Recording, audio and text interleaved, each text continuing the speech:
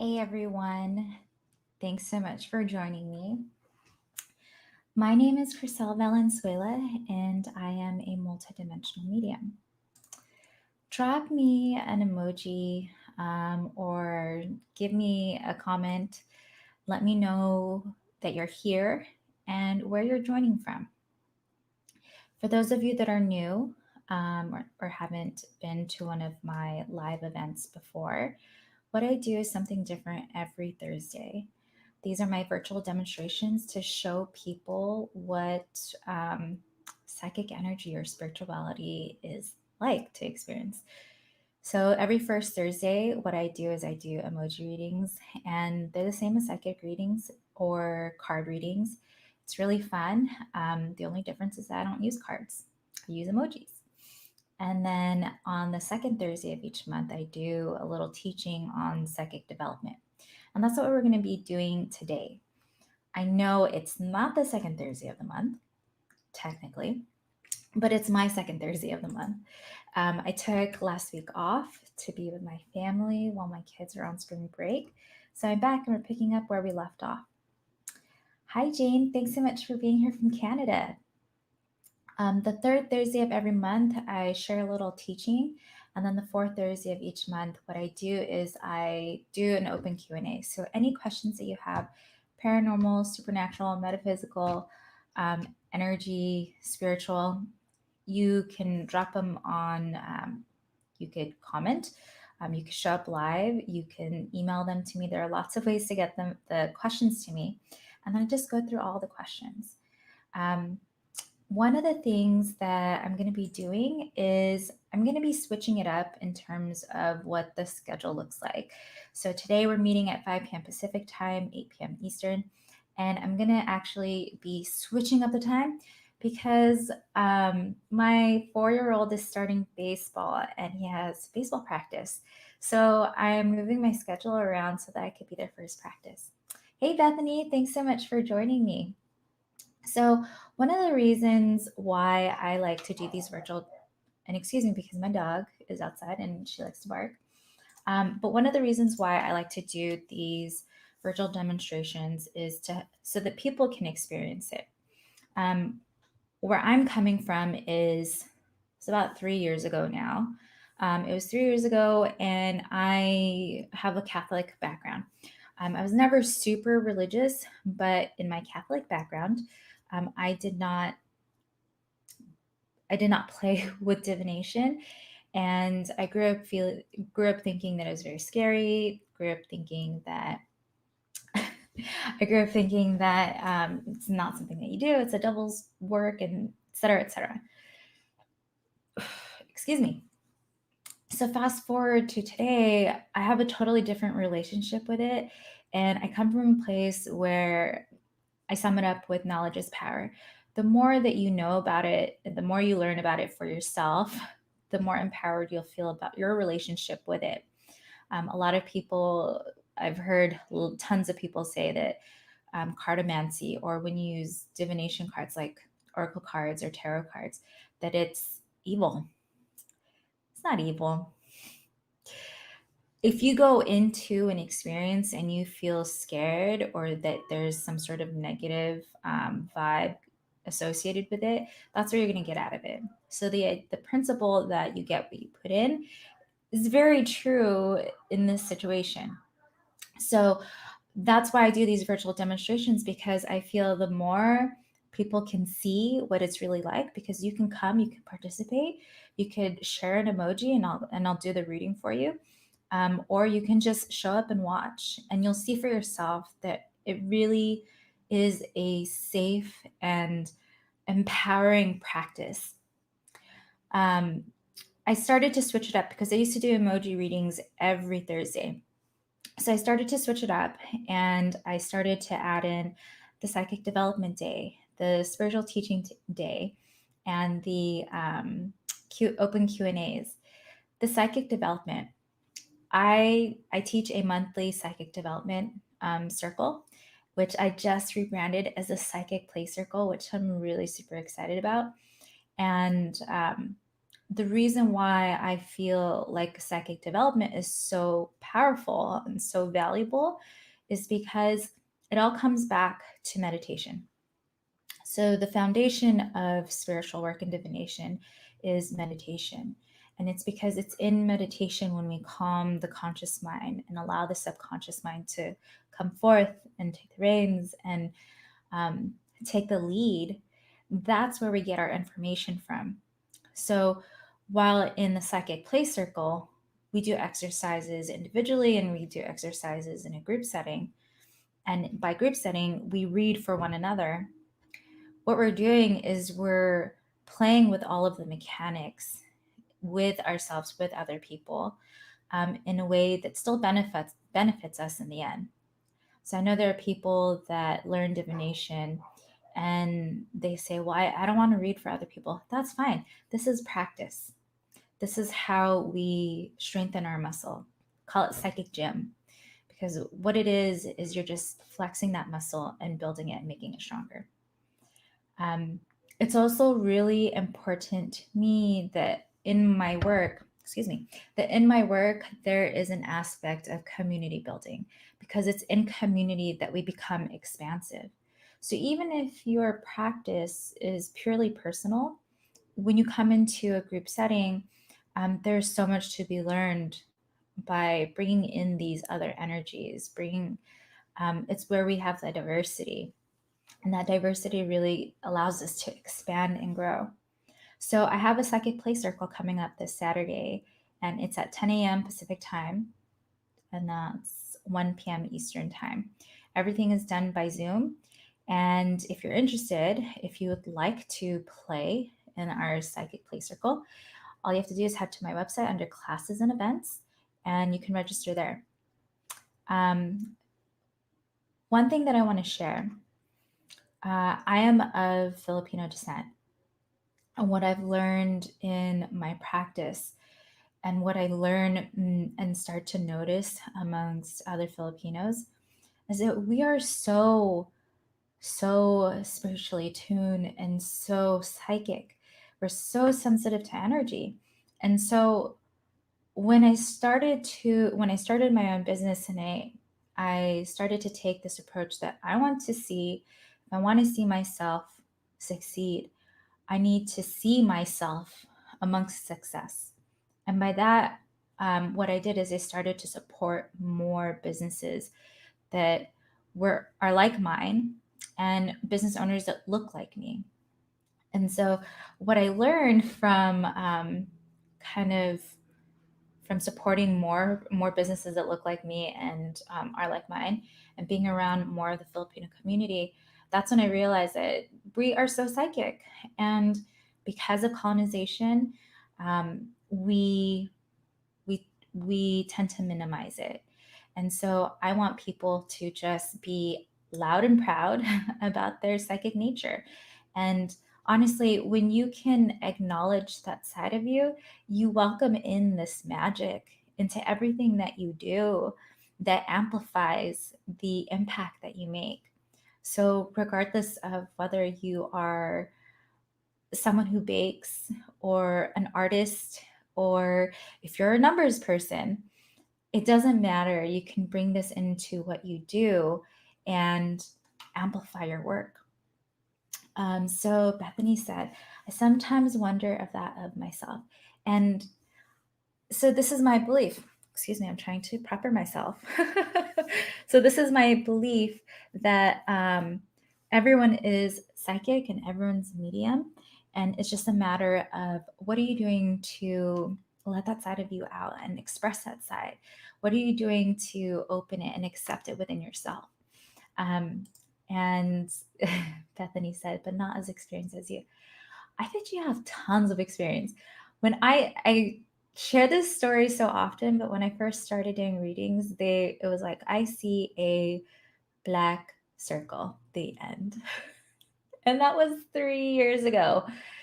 And before that, I would not identify someone that had supernatural or paranormal experiences. So Jane wrote, I think part of my blockages to open up more intuitively is knowing the doubt of others. Knowing I work with people one-on-one in addition to group work, and one of the first things I always do with people is get them in the flow, because we are so used to we're so used to judging and rationalizing and intellectualizing everything that that becomes a block in and of itself. Okay, so I'm gonna jump right in here. But as you guys have questions, just drop them in the comments, and I'll get to them as I see them. So today we are talking psychic development in terms of clairvoyance. So clairvoyance, it is clear seeing. Now I feel like there's this misconception out there, because a lot of times people use the term clairvoyance to simply describe a psychic. But clairvoyance is really the psychic sense or faculty of how you vision and see energy, how you vision and see spirit. Excuse me. And sorry, I'm trying to see who said hi to me from Facebook. And so with clairvoyance, when people do know what clairvoyance is, a lot of times they think that it's how movies and TV portray it, as in you're seeing an actual ghost in front of you, like you see energy physically in front of you. And that's actually not always how it happens either. And that, oh, hi, Lisa, I see who it is now. And that doesn't always happen either. The first thing I want people to know when it comes to how their psychic senses express themselves and start to function is to know that experiences everything differently. I know that's a tough pill to swallow, because we spend a lot of our life comparing ourselves, measuring ourselves up to other people, and trying to match other people. We see someone, we pedestalize them, we create them, we use them as a form and the model of what we're trying to achieve, and then we try to match them. And stop doing it. The point is to be your own unique expression. Be as unique and individualized as you can be, because you didn't come here to copycat. You came here to be you, and that's all the collective needs. So, what is clairvoyance really? So, I'm going to explain it a little bit more. I'm going to have a meditation that I'm going to walk you guys through to help you experience clairvoyance in your own way. So, clairvoyance, which is it's one of the clear senses, and it relates to vision, your sight, and it's clear seeing. And so how it often plays out, and actually let me do a quick poll. Drop me an emoji if you've ever had a clairvoyant experience. So drop me an emoji, any emoji of your choice. If you need me to choose one for you, pick an eye or pick two eyes, and drop me an emoji if you've ever had a clairvoyant experience, or if you identify as clairvoyant. So I'm going to give it a second while I let people drop those in.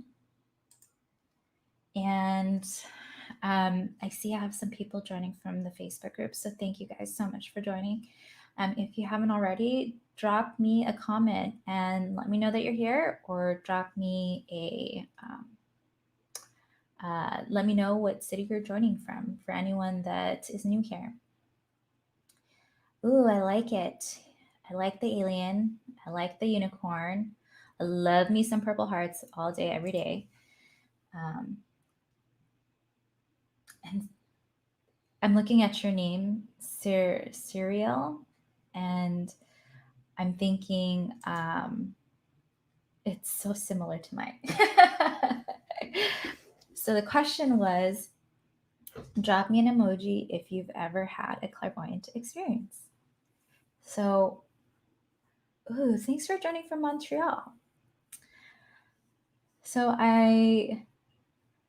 while you guys drop that, I know there's a little bit of a delay. from the broadcast to when you guys actually see it. So I'm just going to pretend like you've already dropped it. And oh, hey, Kimby, thanks for joining. Welcome. So, clairvoyance. Clairvoyance is when you vision in your mind's eye. And if you're like, what the heck is my mind's eye? It's your mind. It's your imagination. It's where you dream, it's where you daydream. And if you're thinking in your head and visions, pictures, symbols show up in your head, even movies, if it's like a movie playing out in your head, that is clairvoyance. So again, a lot of people think it's like, oh, I'm going to walk around and see all these different people, ghosts, monsters around me. And really, it happens when you close those eyes. Someone asked me a question of where are you looking when you close your eyes? And it made me laugh because I used to stress over that all the time. So I'm going to share this tip with you because I'm going to walk you guys through a guided meditation so you can experience it for yourself. And when you close your eyes, what you want to do is actually look upward. So right here, that's where your third eye resides. And so what you want to do is, if you need a point to focus on, look up in that direction at your third eye. So it's almost like when your eyes are closed, you're looking up at an angle as if there is like a screen up above you. So yes, clairvoyance is dreaming. Yep. Now, I'm going to walk you guys through a guided meditation just so you can flex that clairvoyance muscle, that third eye muscle. And where I got this meditation from is also the meditation that I use when I do group regressions. So if you didn't know, I do group past life regressions, which I'm moving towards calling them. Was I sharing my screen that whole time? Sorry, guys.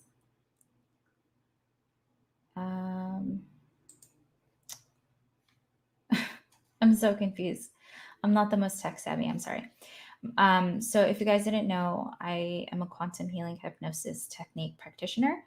And what I do each month is I actually share, I do a group life regression, and I'm transitioning from calling it past life to just calling it group life regression, because the truth is we sometimes experience alternate lifetimes. Sometimes we experience timelines that overlap with our current lifetime. Okay.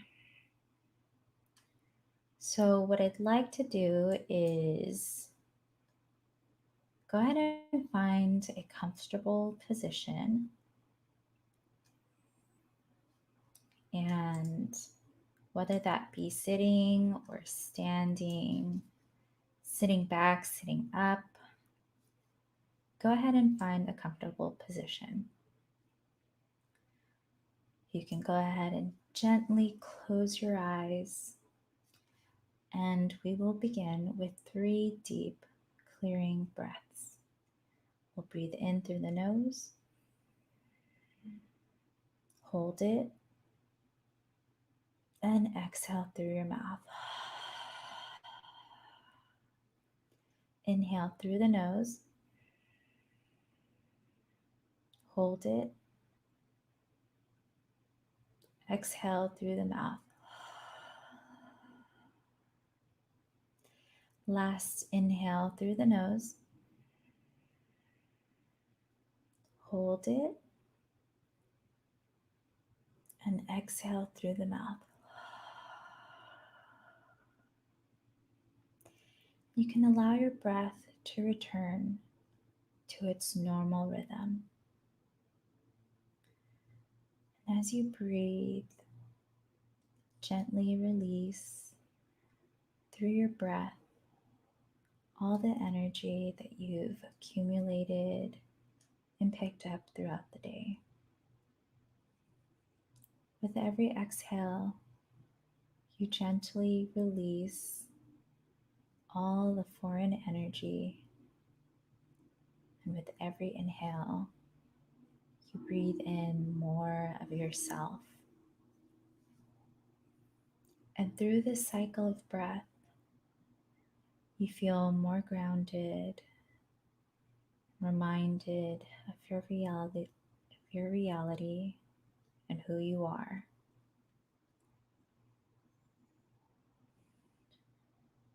I'm going to give you a simple exercise and show you how easy it is to visualize. And as I give you each visualization, try to integrate action and movement into it. So try to experience the full dimensionality of the visualization. If you can see it, can you feel it? Can you hear it? And can you taste it or smell it? Take a deep breath here.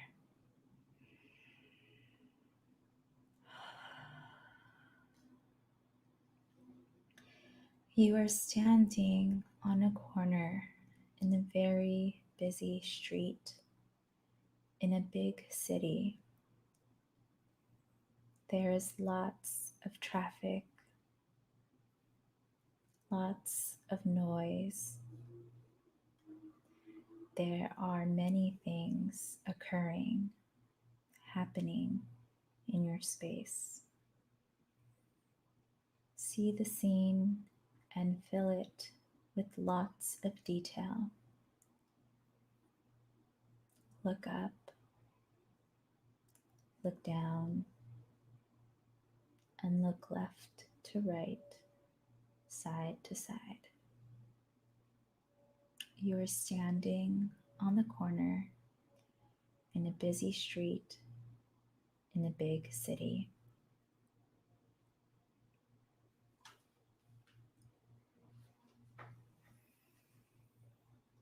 Now leave that scene.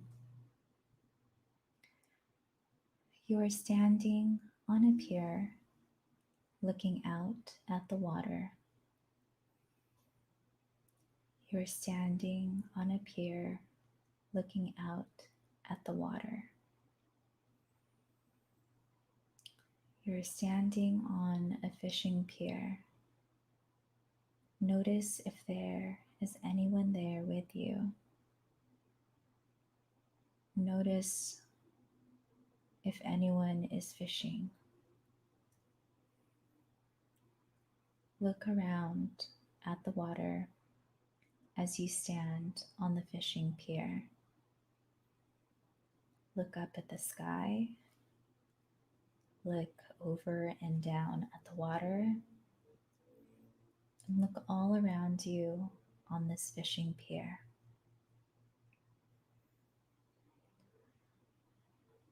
Now take a deep breath here.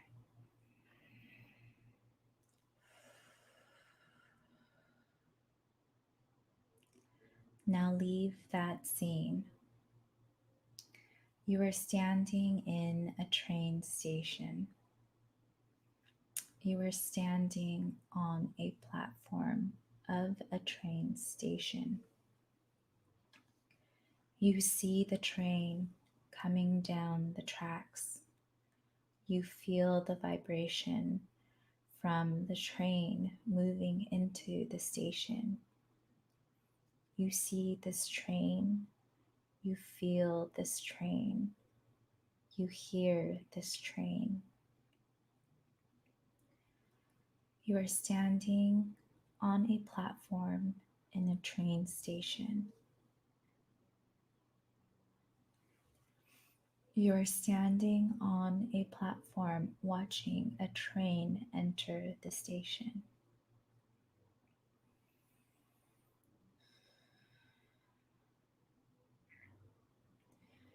And take a deep breath here.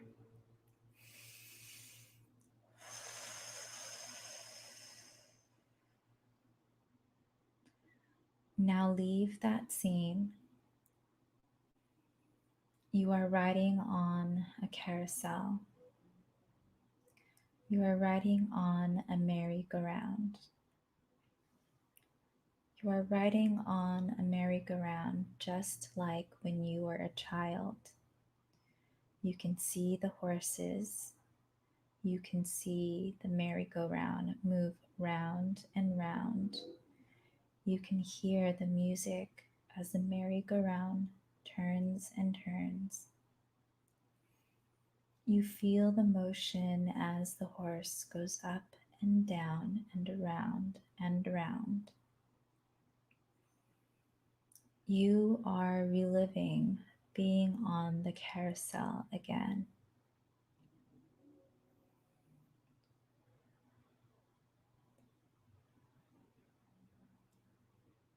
Now take a deep breath here.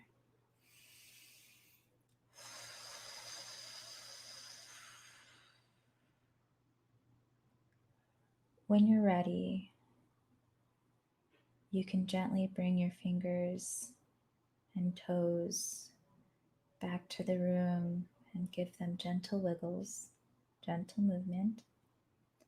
You can gently bat your eyelashes open and return to the room.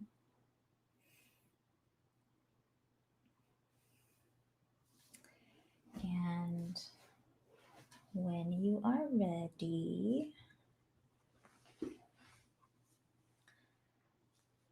drop me a 1 so that I know that you guys are back.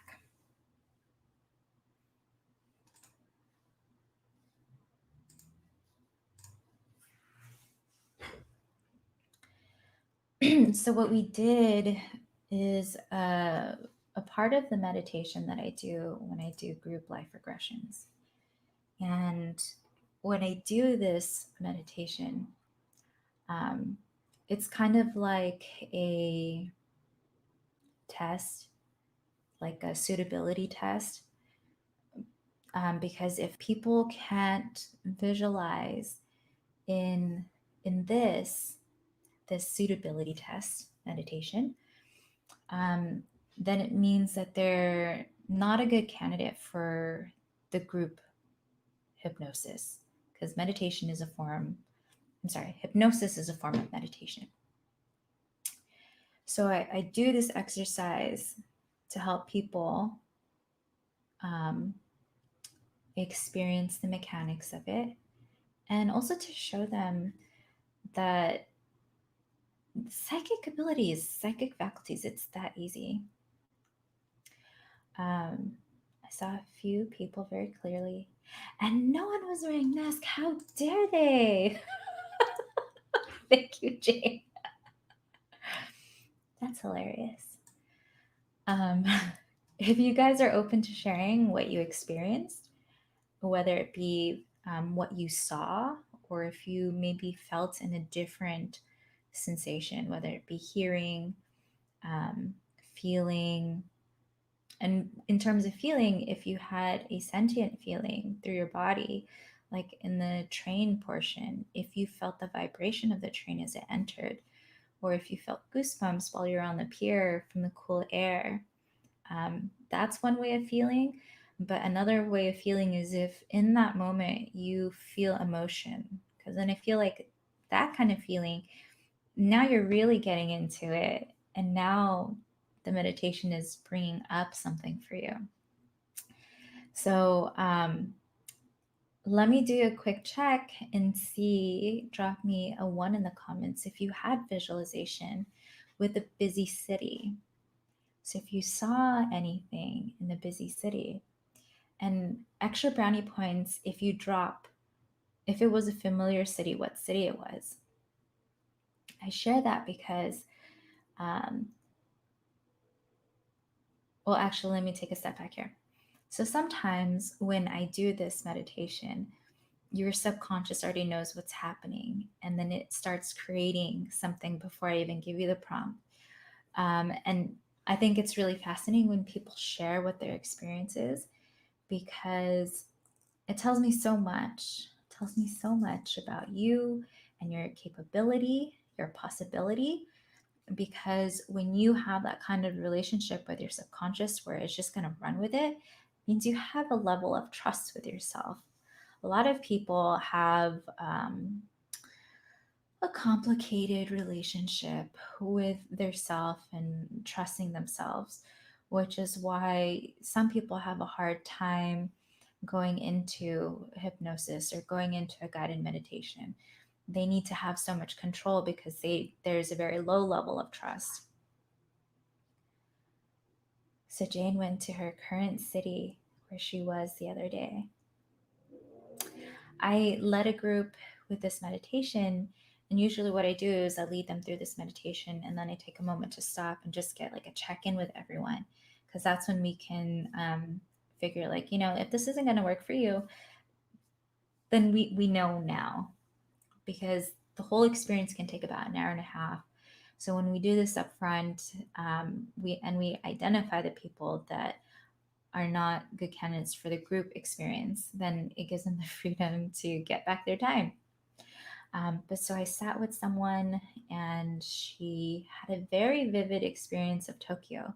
And I think it was the Harajuku. No. I don't know what, she didn't say what neighborhood in Tokyo it was, but she said she smelled fish, and she knew it was a fish market, and she knew it from the buildings and the writing and everything else that she saw. So Kimby said that she had it was so real and very clear. So you're so clairvoyant. Gotcha. Actually, I don't know if you knew that already or not, um, but you are so clairvoyant for having such a vivid experience. And if you experience any other senses, that speaks to the strength of that psychic ability in you, whether it be clairaudience. So, like if you heard noises, so when you were in the busy city, drop me a one if you could hear the traffic, and drop me a one if in the busy city you could hear busy traffic, or if you heard people talking, or if you heard other noises that you might hear in an urban setting, because that's clairaudience, being able to hear it in your mind. If you felt it, that is again clairsentience. So maybe you were in a busy city, and maybe you felt the gusts of wind from cars zooming by. Maybe you could tell the temperature of the setting based on how your skin felt. Maybe you could tell the weather from that. And my favorite is scent, smell. I forget where I learned this, but I learned somewhere that people that have a very strong sense of smell, the olfactory sense is a very psychic sense.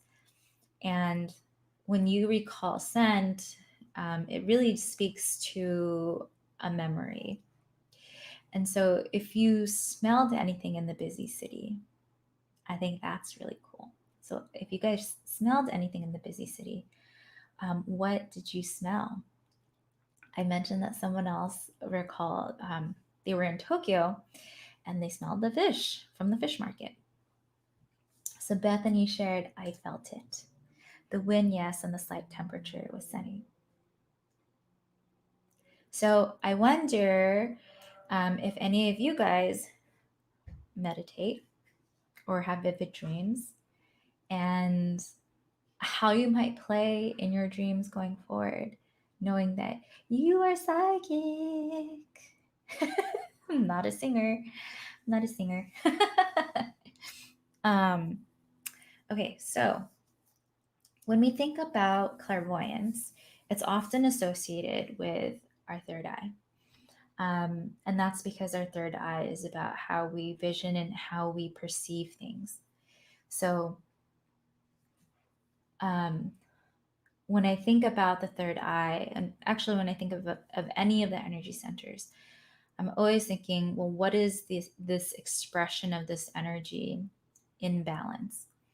So because our third eye is how we really build it's where our perception lives. So if you're dreaming and your dreams tend to have, and actually, when your dreams tend to make you feel unsafe or make you feel in some sort of way threatened, and if it makes you feel anything but neutrality, actually, I take that back. If it just makes you feel anything but comfort and safety, then it says a lot about your perception because that's what the third eye does. And so, what we want to do, so when I first started my psychic development, I was often working from my third eye. And the thing is that that's where the faculty lives, but it's not a filter in and of itself. So how do you discern? Um, how do you kind of know that it's balanced? That what like this is a question I get a lot, where people are like, well, how do I know if it's right or wrong? How do I know if it's good? And the way that we do that is we ground. So whenever you are working in your psychic faculties through divination, you want to ground it in love. When you ground it in love, it's like it creates a filter that, like, if you've ever heard people talk about unconditional love and how unconditional love just like removes the attachment, that's the reason why we want to ground the energy in love. So, however that looks for you, and Bethany, this is going to speak to you because this is neurolinguistic programming.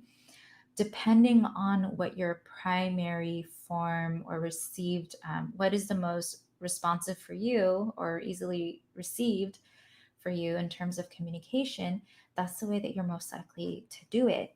So if you're a visual person, um, when you are dreaming and creating in the space, you can anchor it in love by maybe you're sending love light, light, golden light, a color that resonates love to you. Maybe it's pink, maybe it's red, maybe it's gold. It really doesn't matter. You're going to find it. But maybe you envision this light beaming on whatever you're envisioning, and that's how you anchor it in love. To give you a very literal interpretation, maybe you take a heart anchor and you tie it around this vision and anchor that, and that is your anchoring of love. If you are an auditory person, maybe what you're doing is you are saying loving, kind words about what it is that you're envisioning, and that's how you anchor it in love. Maybe the loving, kind words are towards yourself so that you're anchoring your entire being in love. Um, and why love? Sometimes it's easier for us to describe why this versus that, through why not. And that's where I'm at right now. So I know that anchoring it in love is so powerful, but why not? Why do it? Why anchor it in love is also because when you anchor it in one of your other energy centers, or because there is a heart energy center, when you anchor it in something else like power or drive, it's not sustainable because love is a filter. It helps us release attachment so we don't feel like we have to be everything for what it is, which is what, when we anchor it in, say, our solar plexus, when we anchor it in power and drive, we're going to be efforting and we'll keep doing it until we drive ourselves into the ground. And so that's an example of why we do it, why we anchor in love as opposed to something else. I'm going to pause there and see if you guys have any questions about clairvoyance. And the way that I often use my clairvoyance is, well, actually, I want to go back to the topic of seeing spirits. And most people are not going to see spirits because the way that spirits, energy, spiritual beings, light beings, however you identify it, when they present themselves to us, it needs to be in a way that we are open and accepting of it. So, and the reason for that is because if it came up in a way that would scare the bejesus out of us, we would shut it down so quickly. And so that's not what they want. They want us to be open and to engage with them. So when I see with spirit, when I am doing a reading and I see a lot in symbols and images in my mind's eye. I sometimes look off to the side when I do readings, and that's not because I actually see something. It's because I'm trying to focus on what I'm seeing in my mind's eye. And an example is when I'm giving mediumship readings, I tend to see an avatar of who's coming forth. And it's not always exactly how they look. Like if someone shows me a picture, I'm like, no, that doesn't really look like them. But the way they present themselves to me is in a way that I will describe it so that the sitter or whoever I'm reading for, the client, it comes out the way that they need to hear it. So know that not everything is as it seems. It's almost like we're playing charades here. And what we're trying to do, or charades, or what's the other one? Taboo. And what spirit is trying to do is get me to say something so that the client can receive it. So it can be what the client needs to hear. So I may see someone that looks like I Love Lucy, but for me, when I see I Love Lucy, I'm like, oh, redhead. And that's how I describe it.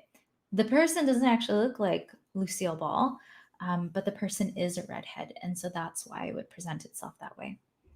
So when I first started my psychic development and I started to have a clearer understanding of all the different clear senses, this stuff blew my mind.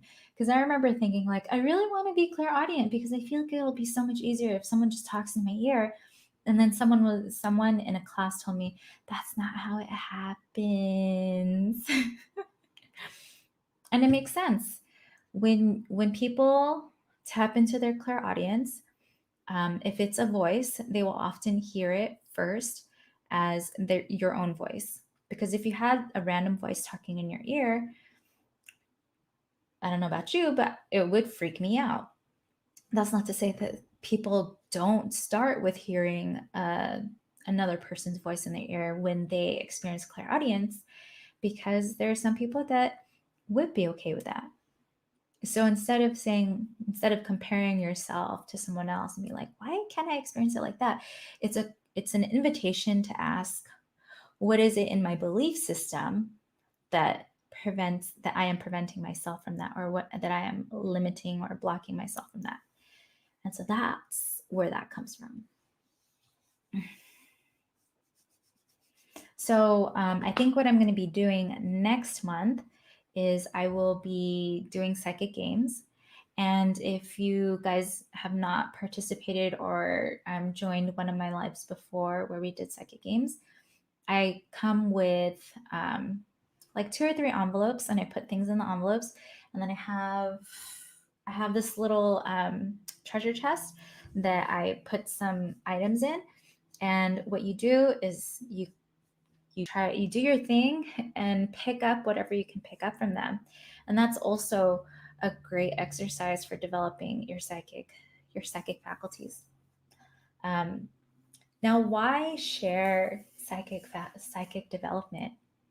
For me, it's part of one of my offerings where I teach people psychic development for self-care, because when I went through my own development, I learned so much about what it meant to take care of my own energy and how to be aware to see all the messages that the universe was giving me for my benefit.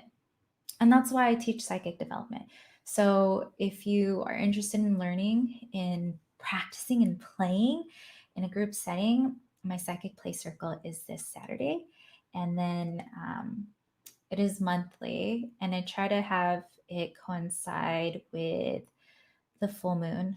So this month I realized it's not coinciding with the full moon, and I forget. I think there's a reason why I ended up not doing with the full moon, but that is pretty much how I schedule them. Right, so I think that we'll actually be ending a little bit early today. So I'm just going to pause here and see if anyone has any questions. But thank you so much, everyone that's been here. Totally pun intended. It's okay, just own it. So Bethany shared that this is so eye-opening, and I understand more now with clairvoyance. And that, thank you, Bethany, because that's all I'm trying to do is to show people how psychic and spiritually attuned and energetically attuned people are. One of my clients, actually I had a few clients mention this week that they feel uncomfortable using the P word, which is psychic. And I said, that's fine. You don't have to use it in public. But the sooner that you can accept that you are psychic, the easier it's going to be on you, because I realize that the word psychic has taken on an energy all of its own, which is out of alignment with what it actually means. But the quicker that you can recognize it in yourself and the quicker you can reclaim it, the more empowered you can feel, knowing that you are so in tune with the energy. All right, guys. Thank you so much for being here. Next week, I am going to be teaching, I think, on the energy centers. If you guys would like updates, reminders when these sessions are going to happen, you can always register for them on Eventbrite, which there are links on my website. And the registration is free because obviously this event is free, but the benefit is that you get the reminder in the email. So thank you again for joining. Oh, how do you know when you connect with a spirit? Great question. So part of knowing when you're connected with a spirit is knowing yourself and knowing what your own energy is. And what you're doing is you're creating a baseline. So that's why grounding and meditation are really important and foundations of psychic development, because if you don't have a strong sense of self, it's going to be very easy to mistake and doubt and get confused on what's your energy and what someone else's. So there are a lot of different ways that you can notice it, because maybe you see someone show up in your dreams. That could be someone visiting you. Maybe you feel like there's someone in the room with you. First and foremost, I always say trust yourself.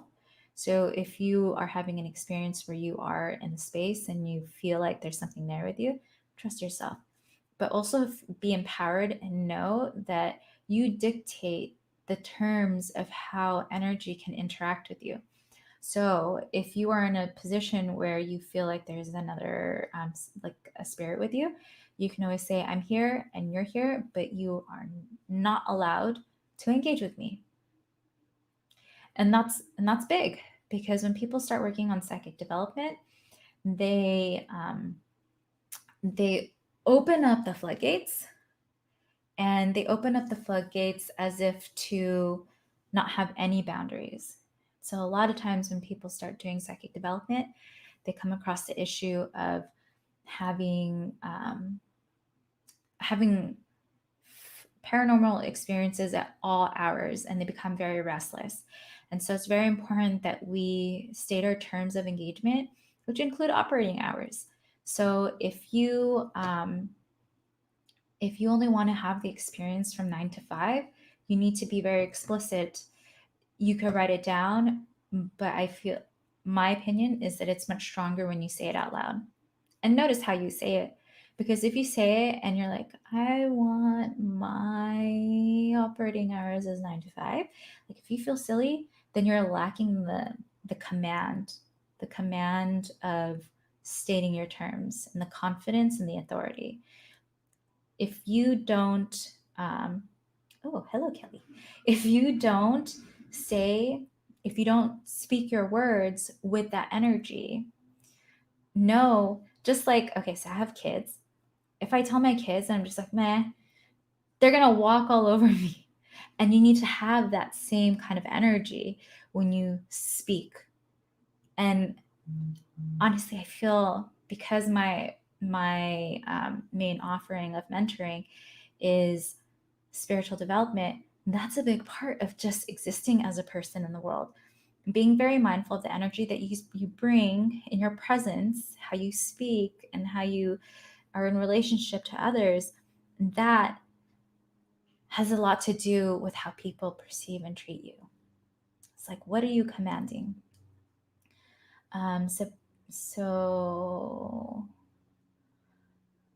Bethany wrote that I feel in my dreams and someone in the room with me at times. I just never have time to confront those feelings.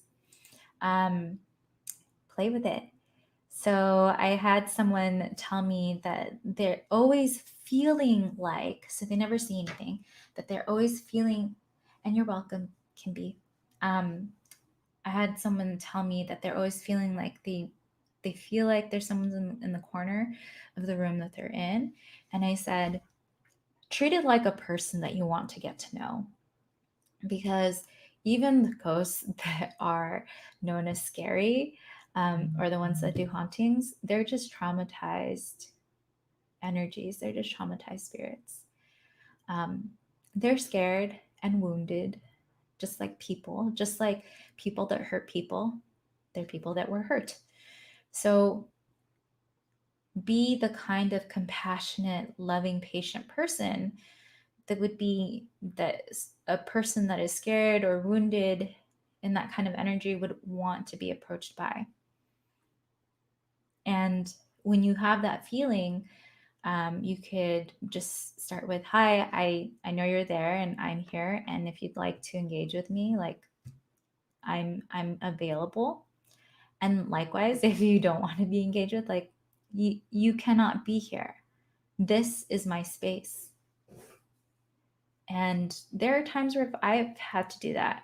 I was on a retreat recently, and Bethany, I know because I know you. I want to let you know that I feel like it's an ancestor or a family member that you feel it with. I also think that because when you talk about it being in your shoulders and chest, those are extensions of the heart. So I feel like someone is trying to connect with you. But again, it's up to you whether or not you want to engage with it. And you could do it at your own pace. There's nothing that is rushing you and saying that you need to do it on a certain timeline. Do it at your own pace that you feel comfortable with. Oh yeah, so I was at a retreat recently, and everyone was in circle, and I was kind of like sitting off to the side, and I noticed something behind me, and I kept looking and I kept looking, and I was like, what is this? And I felt like there was a man, like a tall, dark man, and I didn't want to say anything because I was the only medium in the group. But I never physically saw something. I just felt it. And then later on, someone else was using the restroom, and they're like, I felt like there's someone in there with me. And I was like, oh, okay.